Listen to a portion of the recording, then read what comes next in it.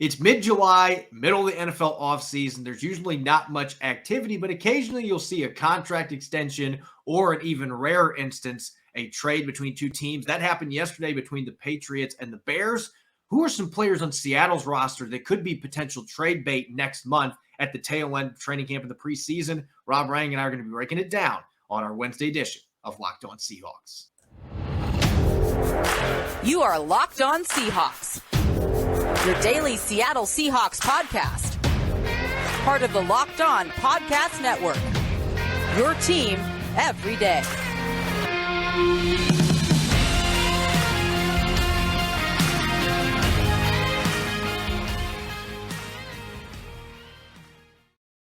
Greetings, 12. This is Corbin Smith, your host for Locked On Seahawks. Joining me for our Wednesday episode, my co-host in crime, Rob Rang. Thanks, as always, for making Locked On Seahawks your first listen 5 days a week. We greatly appreciate it. We got a jam-packed episode coming your way.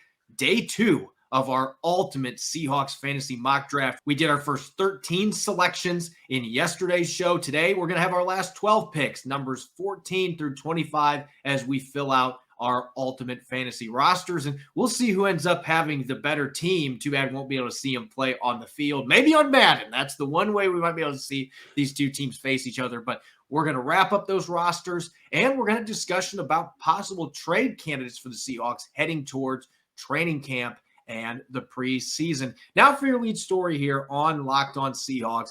It's mid-July. We're in the doldrums of the NFL offseason, but the light at the end of the tunnel is starting to become visible. Training camp only a few weeks away across the NFL. The 2022 season will be upon us.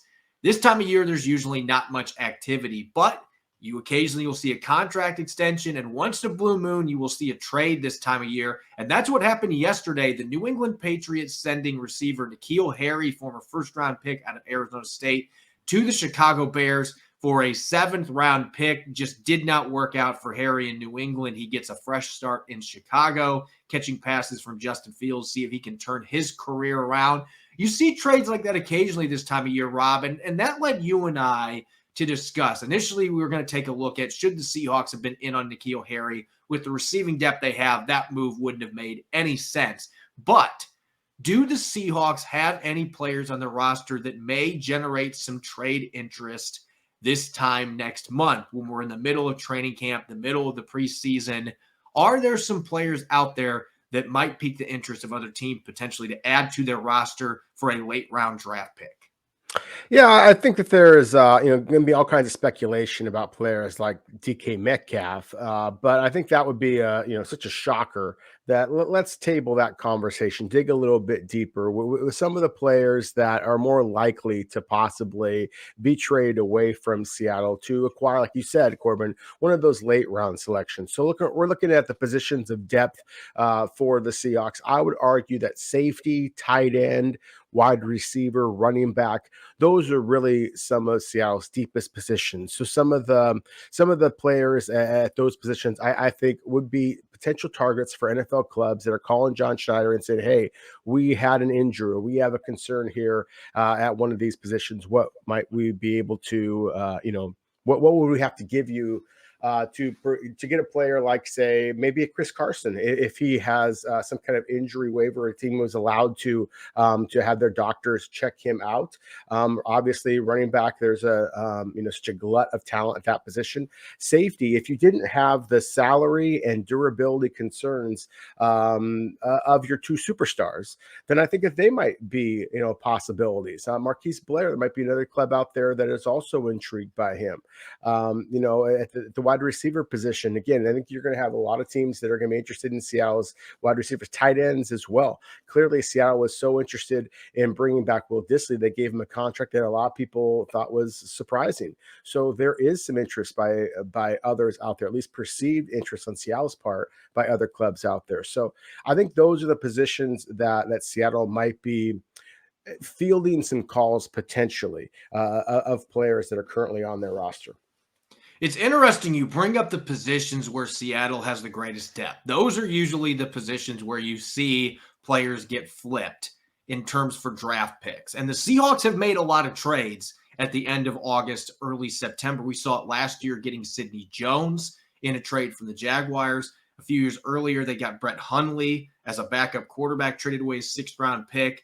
The Justin Coleman trade to initially bring him to Seattle for a 7th-round pick from the Patriots. John Schneider loves to be active making trades this time of year. And a lot of times it's bringing in players at positions where they need an upgrade. And typically they're not the team trading away players for draft picks. They haven't done that very many times. But there are 2 names that jump out to me, and neither one of them plays a position that's at one of the positions you listed. That is where they have tons of depth. But I've talked about this a couple times in the show. I believe there should be an open competition at right guard between Gabe Jackson and Phil Haynes. I think Phil Haynes earned that opportunity with the way he played the last 2 games last year starting. He's only 26. You and I both know that he's got an athleticism advantage over Gabe Jackson, at least at this point of Jackson's career. I thought Jackson was okay, not great last year in his first season with Seattle. He's got a $9+ million cap hit. There may be a team out there, though, that's closer to contending than Seattle that could use an upgrade at guard, and Jackson is still a quality player. So that is one name I'm throwing out there as a possibility. We do occasionally see higher-priced veterans get moved when injuries happen or if a team really badly needs an upgrade at a spot. Seattle is a rebuilding team, whether they want to use that word or not. And so for that reason, Gabe Jackson is a name that certainly jumps out to me as somebody that could potentially be moved if they think Phil Haynes could be the guy at right guard across from Damian Lewis on the left side, or they could flip them. They could move Damian Lewis back to right guard. Haynes showed he could play both spots last year, started a game apiece at both spots. Maybe the one that's more realistic, though. The Seahawks drafted Boye Mafe. They brought in Uchenna Nwosu. They have Darrell Taylor coming back. There's actually some intriguing depth now and youth at the pass rushing position in this 3-4 defense.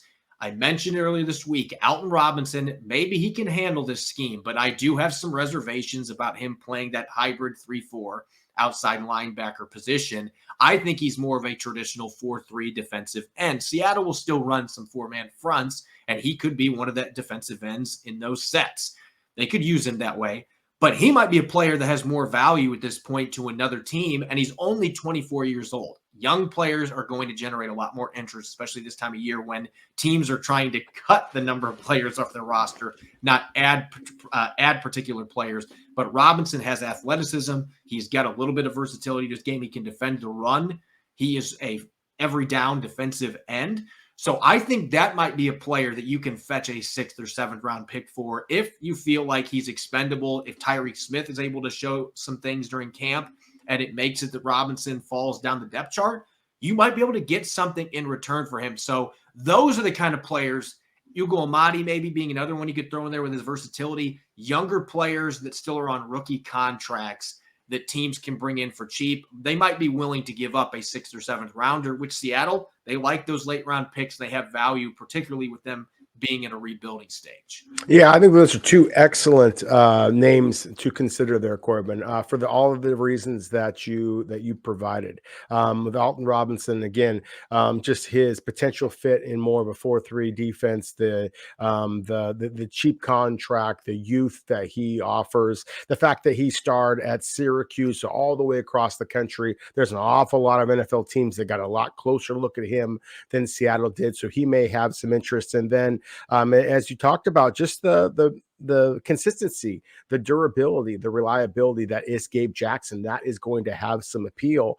And I think there's a possibility there. Seattle has very, very little experience at the tackle position. We've talked about that before. Their most experienced tackle on the roster at this point is Jake Curhan with 5 career starts. And of course, the 2 rookie tackles, Charles Cross and Abraham Lucas, are, presumed to be possibly Seattle starters next year. If Seattle is so willing to go that inexperienced at tackle, perhaps they are that willing to be that experienced at guard. And so that could help facilitate a trade of Gabe Jackson. So again, I really like that idea of that possibility, even though I'd love to see Gabe Jackson out and Robinson here in Seattle. I think they're both good football players that are comfortably on Seattle's roster at this point. But again, if there's teams out there coming knocking, I think those are 2 of the players that Seattle might have answered the door, so to speak. And we know, based on what we've seen in previous years, John Schneider will make a move at some point. There will be a trade. It more likely than not. That's been the way it's functioned for Schneider throughout his entire tenure in Seattle. He will make some type of a deal by the end of August, early September. Who knows if it's going to be shipping a player out or bringing a player in? Maybe he'll do one of both. We've seen a couple years where he's made multiple trades, but regardless, you can expect there's going to be some activity. I wouldn't think it's going to happen right now like we saw with N'Keal Harry, but I think next month, especially towards the end of the preseason when rosters are getting trimmed down to 53 players, you could very easily see the Seahawks ship out a few players or maybe even bring in one or two players via trade to upgrade a spot. And that's one of the more exciting times heading into the season when rosters are taking shape. Speaking of rosters, we're going to continue our Ultimate Seahawks mock draft here in a moment. We had our first 13 rounds yesterday. I'll revisit the rosters that both Rob and I have to this point, and then we're going to conduct rounds 14 through 25 and see who can put together the best all-time fantasy Seahawks roster consisting of legends from all 5 eras of Seahawks football. Hindsight is 2020, and you can't change the past, but what if you could get a little help from your future self? Maybe you'd ask to borrow a little cash. Now you can with Dave. Dave is the banking app that can help you get up to $500 instantly with extra cash. That's more money to fill your tank, buy a wedding gift, or catch up on bills. You can finally tackle those expenses that have been stressing you out without any hangups. There's no interest and no credit check needed. Millions of people have already downloaded the Dave app to get the financial relief they need with extra cash. So if you're in a pinch and need some extra help, download Dave and think of it as a helping hand from a future you. Download the Dave app from the App Store right now. That's DAVE. Sign up for an extra cash account and get it to $500 instantly. For terms and conditions, go to dave.com/legal. Instant transfer fees apply. Banking provided by Evolve. Member FDIC. You're listening to the Locked On Seahawks podcast, Wednesday edition. I'm your host, Corbin Smith. Joining me as always, my co-host in crime, Rob Rang. Thanks for making Locked On Seahawks your first listen 5 days a week. Which NFL stars move the betting line the most? Starting July 18th, Locked On gives you the 50 most valuable players in the NFL from the odds makers at Bet Online. Available July 18th on Locked On NFL, wherever you get your podcasts, and as well on YouTube. Continuing our Seahawks Ultimate Fantasy Mock Draft, we conducted our first 13 rounds yesterday, taking a look at the rosters before we get to round 14 here. Going to start with Rob's roster. In round 1, getting Russell Wilson, immediately getting the best quarterback in franchise history. Then round 2, Kenny Easley, followed by Steve Hutchinson in round 3. A pair of corners in Richard Sherman and Dave Brown. Jacob Green and Chad Brown to turn up the heat on quarterbacks in round 6 and 7. And then a pair of receivers, DK Metcalf, Joey Galloway, center Kevin Mawai, running back Kurt Warner, and then a pair of tackles to close out the first day of our draft, Dwayne Brown on the left side and Howard Ballard on the right side. And then my roster, Walter Jones was my first selection. I didn't worry about quarterback. I need somebody to protect my quarterback. Cortez Kennedy and Bobby Wagner with my next 2 selections. Then Steve Largent and Matt Hasselbeck will be teaming up. Hasselbeck going to be throwing to one of the best receivers in NFL history. Marshawn Lynch and Earl Thomas, a little more modern twist there in rounds 6 and 7. Getting my pass rusher in round 8 with Michael Sinclair, another quality safety, and Eugene Robinson. And then in my final 4 picks, Max Unger to solidify the middle of my offensive line, Tyler Lockett to go with Steve Largent, cornerback Marcus Trufant, and then guard Chris Gray. So, Rob, the two of us have done a pretty nice job meeting the goals that we had set out going into this so far. A little different strategy in some regards. You've stocked up a little more on the offensive line. I've been able to go out and get some of the skill guys. I focus on my interior defensive line as well.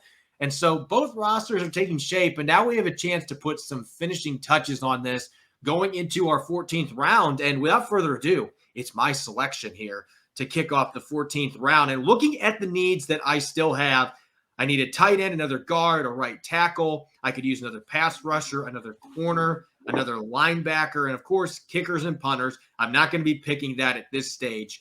But looking at the players we've still got left, we got a couple of really good linebackers that are still on the board in Lofa Tatupu and KJ Wright. Terry Wooden's another one that is really underrated in Seahawks history. Keith Butler.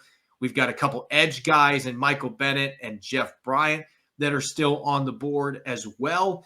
And so I look at this list, and there's a couple different directions you could go. But I'm going to be running a 4-3 defense. I'm going to have a weak side linebacker to pair with Bobby Wagner. And in this instance, I'm going to go with something we already know what it looks like. I'm going to get KJ Wright with this selection because those two were outstanding for nearly a decade together. They're perfect fits in a 4-3 defense. I love Lofa Tatupu too, but I just think Bobby Wagner and KJ Wright, you don't split those two up when you have a chance to put them on a fantasy team. So I'm going to double dip at linebacker and get KJ Wright back in a Seahawks uniform. Yeah, I think that's an awesome selection. Matching him back up with Bobby Wagner. It's kind of like the combination of Steve Largent and Matt Hasselbeck. I mean, it just almost sounds like poetry, from a Seahawk fan perspective. So yeah, I really like the way that your roster is coming together, Corbin. Continuing the 14th round now, shifting it back to Rob. It's your first selection here on day 2. And as we've been doing, it's a snake draft. So you get 2 selections in a row.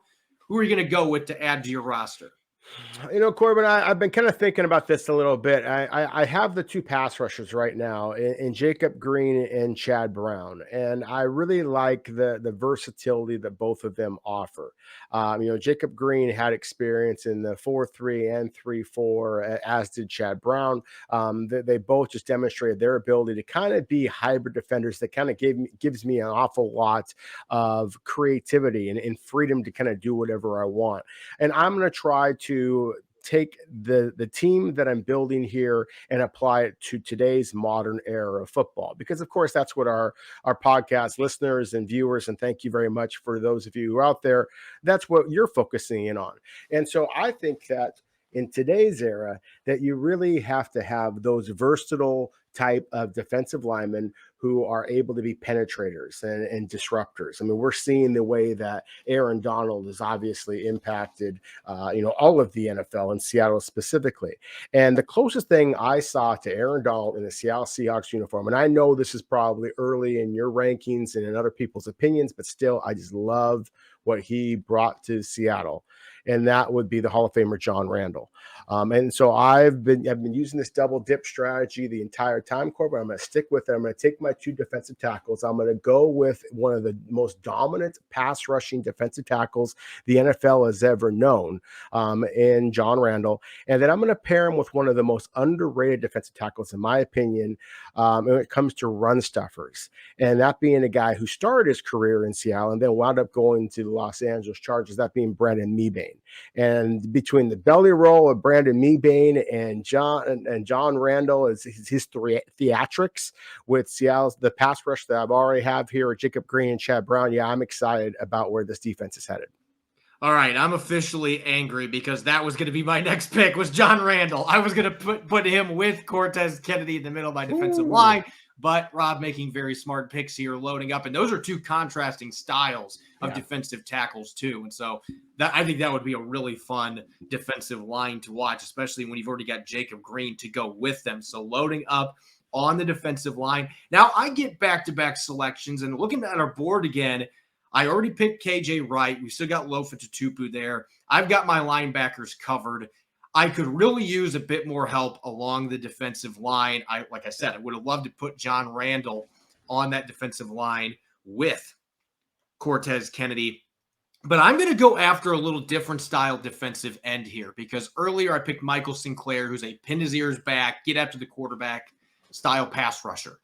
Not necessarily known as a great run defender. Wasn't bad in that area of his game, but that was not his strength necessarily. I want to have that base end that can really defend the run. You can move around some, and everybody's going to think, oh, he's going with Michael Bennett. But I'm actually going to go with Jeff Bryant here. To me, a player that is very underrated in Seahawks history. Really, all those defensive linemen that the Seahawks had in the 80s, that was a great defensive line, and yet many of them are forgotten names. Jeff Bryant was a player that didn't have great pass rushing production the last half of his career, but he was stout against the run, a guy that could play inside and out. He could play 4-3 and 3-4. I like putting him with Michael Sinclair and Cortez Kennedy on my defensive line. So I'm going to add a defensive end that's a bit more of a versatile defensive end here in Jeff Bryant. And then I think I'm going to add my second corner here with my other pick, continuing to load up on defense. Looking at the corners that are still available, Sean Springs, to me, is the home run pick here. I've already got Marcus Trufant. I can add Sean Springs, a player that didn't necessarily get the interceptions that I thought he was going to have during his time in Seattle. He got off to a very fast start, and then the end of his time in Seattle, he wasn't as productive. Lost a little bit of confidence, according to Mike Holmgren, but I still think he's one of the better corners the Seahawks have had, and he was a top 10 talent. So I'm going to add Sean Springs across from Marcus Trufant, and I've also got Jeff Bryant up front, so I get the trenches taken care of, and I also upgrade my secondary. I've got two corners I'm very comfortable in and confident in on the outside. Yeah, again, I really like the way that your roster is being built there. Some terrific football players, and yeah, getting the corner this late and having that kind of talent, I think is an absolute steal. One of the rules that we agreed to, Corbin, with this draft is that we had to take two players from basically every era of Seattle Seahawks football. So of the 70s, 80s, 90s, early 2000s, then from 2010 on. And so I only have the one player right now in the 70s, that being the cornerback Dave Brown. And I want to take another defensive player from that era, and that I really think is going to, again, kind of go with the theme of my defense, and that being athletic, that being versatile. And at 6'4", 230 pounds, linebacker Keith Butler certainly was that. When he left the Seahawks, Corbin, I know there's going to be a lot of Seahawks fans now that don't know the name Keith Butler. But when he left Seattle, he was second overall in tackles with 813. Maybe Seahawks fans now will remember him as a coach and a longtime defensive coordinator for the Pittsburgh Steelers, which just kind of speaks to his brain and his passion for the game. I know that there's some really good linebackers out there. I really struggle with not taking Lofa Tatupu or any number of the other linebackers, Julian Peterson, that are available out there. There's some really, really good ones. Even Jordan Brooks right now in terms of just athletic ability. But at the same time, wanting to check that box for an older player and recognizing, just how good that Keith Butler was, then I certainly wanted to make him part of this roster. And then I also have a strong safety, and I believe that there's a couple of good ones. Cam Chancellor is still there, and Jamal Adams is still there. Yes, both of them are still on our board, and our listeners might be wondering, why is Cam Chancellor still there? With all due respect to Jamal Adams, I think Bam Bam, Cam Chancellor, and the playmakers I already have on this defense, I think that's just too clean of a fit.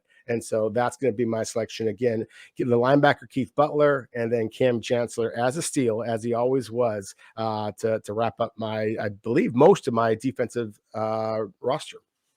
Yeah, your roster's shaping up quite well now. You've got Cam Chancellor to go with Kenny Easley, and that is a steal in the 17th round. But again, it's a position thing, and with only two of us picking, yep, there's so many good safeties that were out there, and I picked Eugene Robinson narrowly over Cam Chancellor. There's just so much talent at that position, and you only need two of them on the field at once. I actually considered having him as a third safety because of his size and decided to get an actual linebacker. But now it's time for my pick here in the 17th round.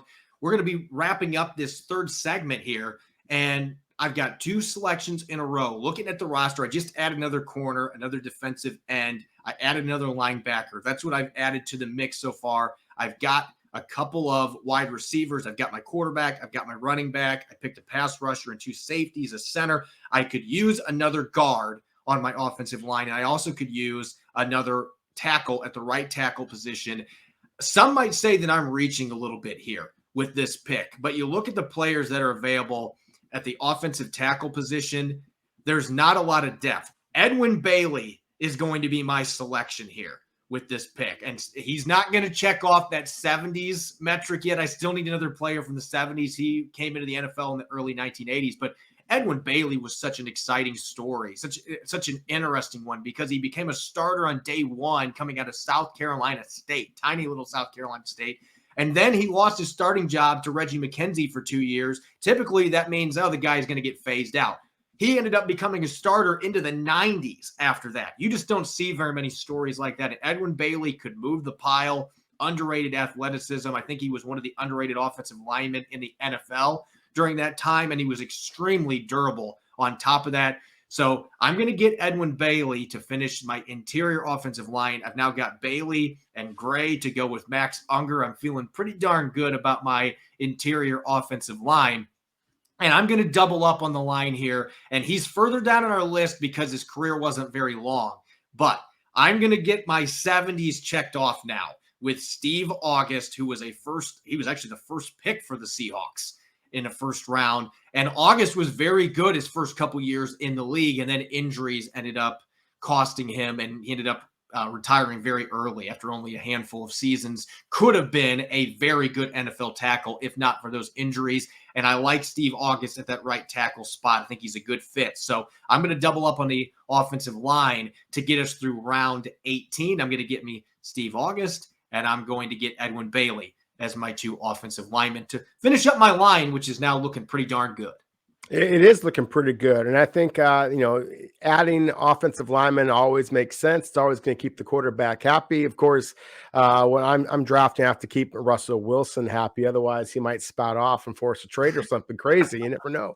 So anyways, even though you've selected all of your offensive linemen, Corbin, and I could wait and take my last offensive lineman a little bit later again with my quarterback pounding the table for me to select one more offensive lineman. I'm going to go with one of the better right guards in Seattle's history, in my opinion, Brian Millard. In the mid 80s to early 90s, I believe, again, he was truly a cornerstone, was very much one of Seattle's better interior offensive linemen. He has the size of 6'5". I believe he was 290 pounds to be able to project well in today's era as well. Quick on his feet, had good balance, and also was very powerful, as you expect, that right guard position. So again, Brian Millard would be my next selection at that point. And then, I've been kind of going back and forth on this whole idea of whether I want another wide receiver, another running back, or tight end. And as I mentioned, I've got Russell Wilson. And so I could take the most athletic tight end in Seattle's history. And of course, that's Jimmy Graham. And we saw Russell Wilson and Jimmy Graham connect on enough throws to make him the most productive tight end in Seattle's franchise history, and obviously a Pro Bowler. But at the same time, I think that adding another wide receiver to Russell Wilson's, weapons, I think makes the most sense. And to me, it was just poetry watching Russell Wilson and Doug Baldwin work together. And if I'm going to use a slot receiver, then I don't know that there's a better one than Doug Baldwin. And that's with all due respect to some of the other receivers on Seattle's roster. I strongly consider guys like Brian Blades, for example, Bobby Ingram, for example, but Doug Baldwin and just the mastery of his little jerk routes and things like that in the middle, that's going to be my selection. Again, the right guard, Brian Millard, coming back with Doug Baldwin. Interesting selection, because now you've got Galloway to go with Baldwin as well as DK Metcalf. That is a really formidable trio of receivers. And I'm strongly considering going that route as well and picking a third receiver. But for my 19th selection here in this draft, I'm actually going to go a different direction, because I've picked 2 linebackers to this point. I got Bobby Wagner and I picked KJ Wright. I now need that hybrid defensive end linebacker on the outside.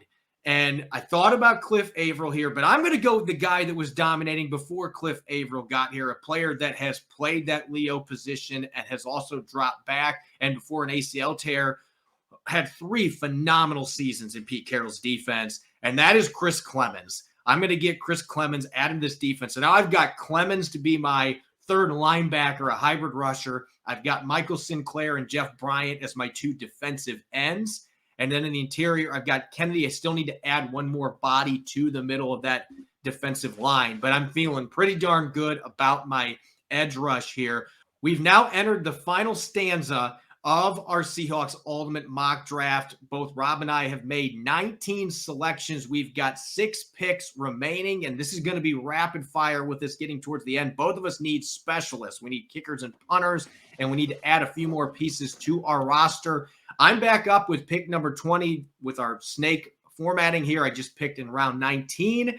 I'm going to get another defensive tackle, and there's certainly some intriguing options, but you cleaned up with Brandon Mebane as well. as John Randall. I've got Cortez Kennedy as my pass rushing interior player. I'm going to go out and get that big bodied defensive tackle that's extremely difficult to move, and at least early in his career was an underrated pass rusher. Maybe some of you will think I'm going to be referencing American history with this name, but Sam Adams. I'm going to be adding Sam Adams to middle my defensive line. Adams, Cortez Kennedy to go with Jeff Bryant, Michael Sinclair, and Chris Clemens being that hybrid outside linebacker, the Sam linebacker spot. Again, I'm feeling pretty darn good about what I can do with my 5-man fronts. Oh my goodness. You got Cortez Kennedy and Sam Adams, Big Papa the Showstopper, right next to each other. That is a formidable duo in the middle there. Bobby Wagner behind them. I mean, he would set the NFL record for most tackles with those two big space eaters in front of him. So yes, exciting selection there, Corbin. So in short order, as you said, we're wrapping this up. I'm going to make 2 selections here that a lot of our listeners are going to know very, very well. That being the defensive end, Frank Clark. I just like the idea of bringing a little bit more junkyard dog to my defensive line. And then Chris Carson. I just love his size, physicality, downhill running style, pairing that with Kurt Warner. With all due respect to Sean Alexander, again, I just think that the Carson and Kurt Warner combination would be absolutely dynamic. You're upgrading your pass rush and getting that junkyard dog that you're looking for, and then having another running back contrasting style. Carson and Warner together would be a pretty nice 1-2 punch. And so now I'm looking with my 21st and 22nd selection. We're getting toward the tail end here. I've got 2 receivers. I've got a running back. I need to add a little bit more to my skill positions. And I look at the players that are still available. I'm going to emulate what you have done here. I don't have a lot of respect for the tight ends that the Seahawks have had in their history. And so I want to add another receiver to the mix.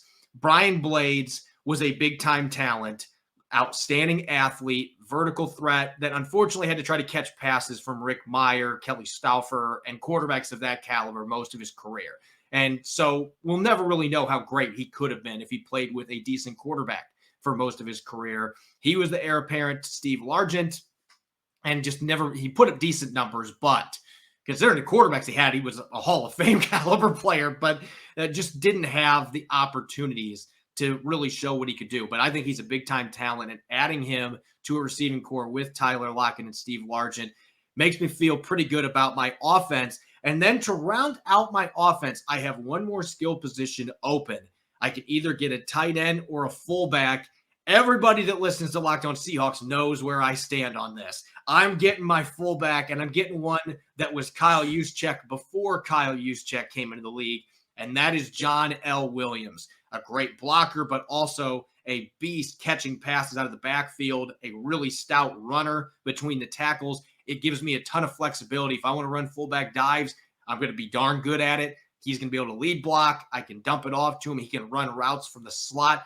John L. Williams was a player ahead of his time. So I add a couple weapons to my arsenal. I get John L. Williams, the fullback, as well as Brian Blades, the receiver. Yeah, and I think that makes an awful lot of sense.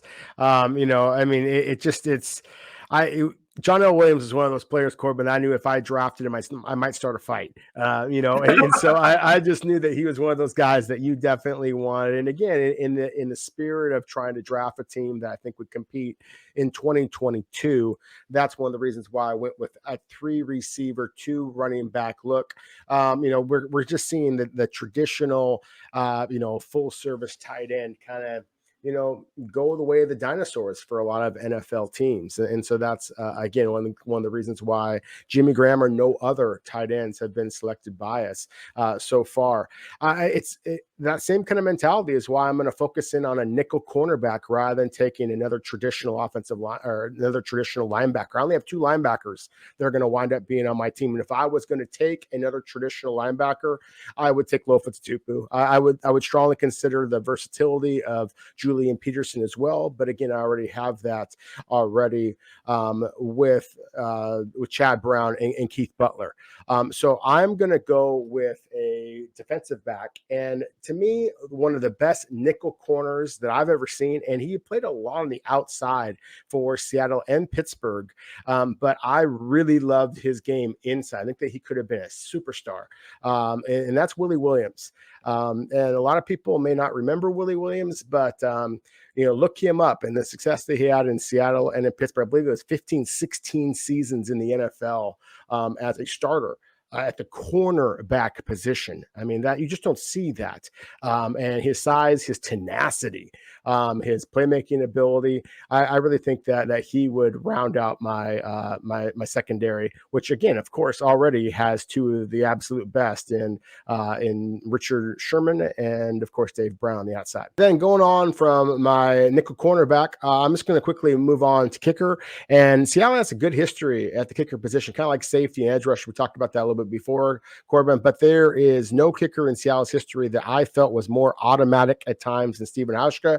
So that would be my selection as far as my kicker. Willie Williams, Stephen Hauschka, getting close to having your roster filled out. Have now made 23 selections. You've got 2 left to fill. I've got 2 in a row here, and I've got most of my roster filled out. I've got my kick returner too. Tyler Lockett is going to be returning kicks. So I've already knocked out one of my specialists. You picked Stephen Hauschka. I'm going to look at the kickers here real quick. And Norm Johnson was not as automatic as what some of the other kickers that the Seahawks have had. I actually am going to roll with Josh Brown as my kicker. And I thought Josh Brown had a pretty solid career in Seattle.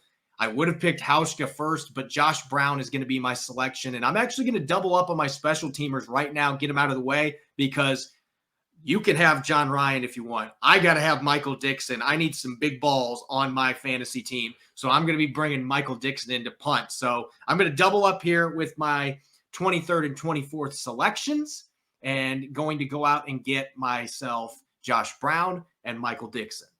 Yeah, it makes an awful lot of sense. I will take John Ryan at the punter position. And, and going back to, having a full lineup, I'm going to go with the long snapper.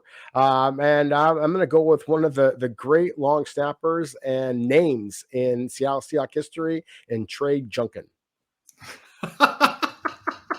Okay, I'm going to admit, I was not expecting that pick. That completely was out of left field. And I am not picking a long snapper because we did not put that in the rules. And I will teach one of my offensive linemen to long snap. That's what we'll do.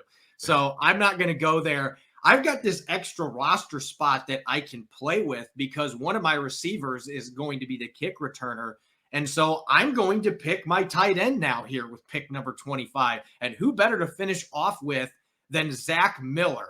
Yeah, he didn't have the production receiving-wise that Jimmy Graham did, but you know me, Rob. You know I want to run the football, and Jimmy Graham ain't interested in run blocking. Zach Miller, though, was an integral part in blocking for Marshawn Lynch in his 4 years that he went for over 1,200 yards, was a key part of that run game in general, and I think that he's an underrated receiver that just wasn't used as much as he could have been in Seattle's offense. I think he brings the toughness, the tenacity, and the versatility to my offense that I can mix him in when I need a tight end, and I can still have my 3 receivers because one of them was my kick return specialist in Tyler Lockett. So pretty happy to cap off my roster with a tough guy at the tight end position like Zach Miller.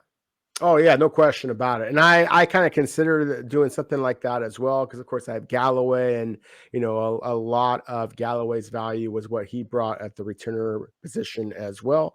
But at the same time, I kind of like having a traditional long snapper as well as plenty of players who have a great deal of versatility. Fun exercise. Thanks for coming up with this idea, Corbin.